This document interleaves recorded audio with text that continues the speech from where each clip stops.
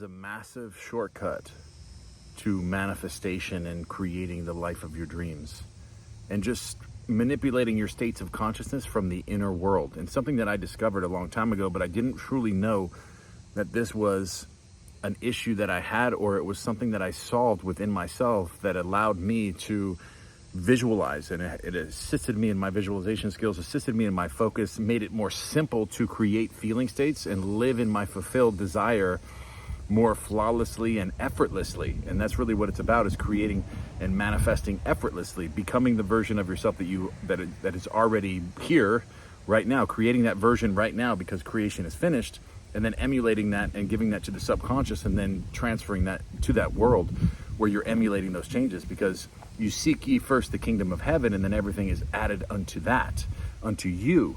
And that is changing the kingdom, which is inside of you, your state of consciousness, and then your world has to reflect that change. Everything is added unto that new state of consciousness. And that's what the Bible is trying to tell us through the symbolic nature written in Eastern symbolism such a long time ago.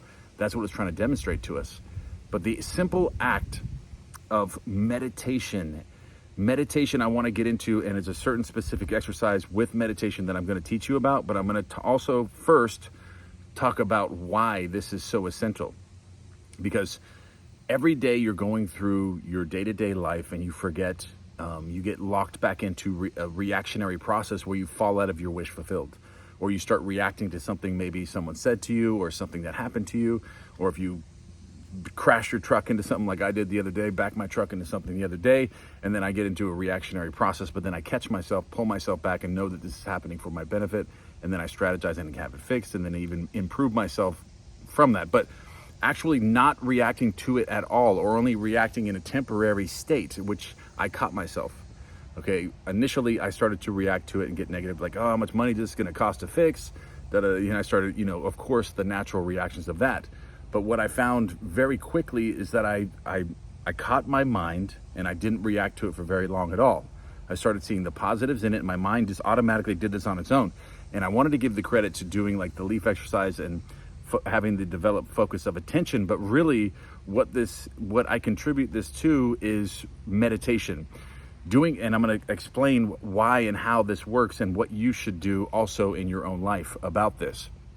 Okay, so when something happens to you in your world and you react to that, and you lock onto it, and you can't seem to break free from this feeling state, when something negative happens to you and you just kind of, just controls you, this avalanche of feeling states that are created from this, and you kind of can't get out of that negative mindset and that mood, it's because of this. Because meditation, when you go into meditation and you start to neutrally think about your thoughts, and you allow them to come in and then out, and allow them to come in, because this is a very good meditative exercise to do, is just to focus on your breath at first, not thinking about anything else, but then observing your thoughts, the thoughts that are just coming in on their own. Like you have natural thought, like what this person said to you here, what you have to do today, what this is going on in your life. You just allow all of the thoughts that are coming to you, you're observing them, and you're seeing them come inside your mind, and then you allow them to just go out without reacting to them, just observing them, being judgment free of all this stuff, just seeing what's coming in. It's not you, it's not real, okay? Your thoughts aren't real. You don't have to react to these things. All right, so and understanding this process of knowing that they are just thoughts, that they have nothing to do with anything.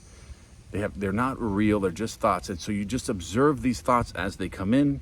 You don't judge them, you're just watching from the outside in. Okay, so that's what you want to picture. You're picturing yourself just watching these thoughts outside of yourself come in and then out.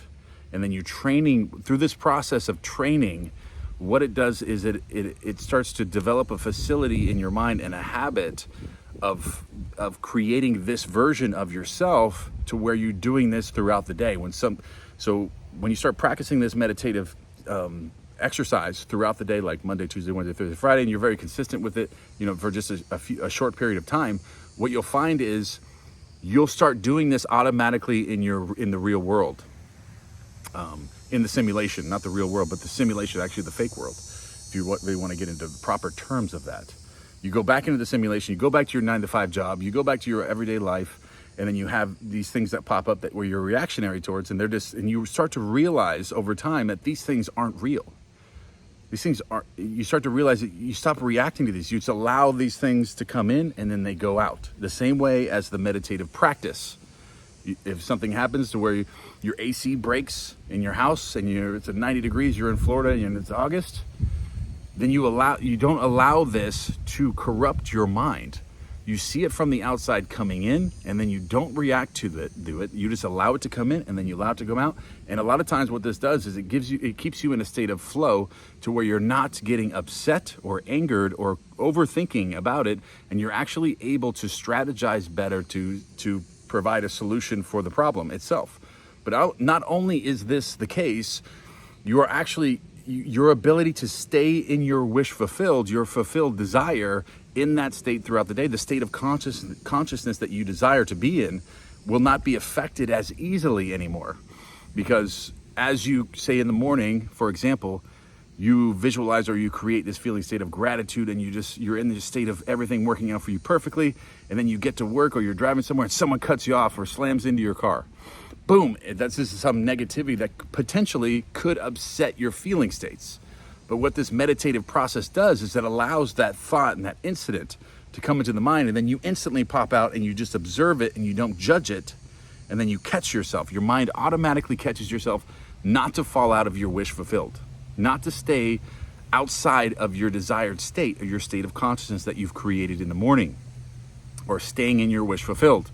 This is what this does. It creates a facility of the mind to where when something negative happens, or something that captures your attention in a negative way, then it comes in and you observe it, and then you allow it to come out, and you stay calm, steady, stress-free, and you don't allow this to corrupt your feeling states or your states of consciousness.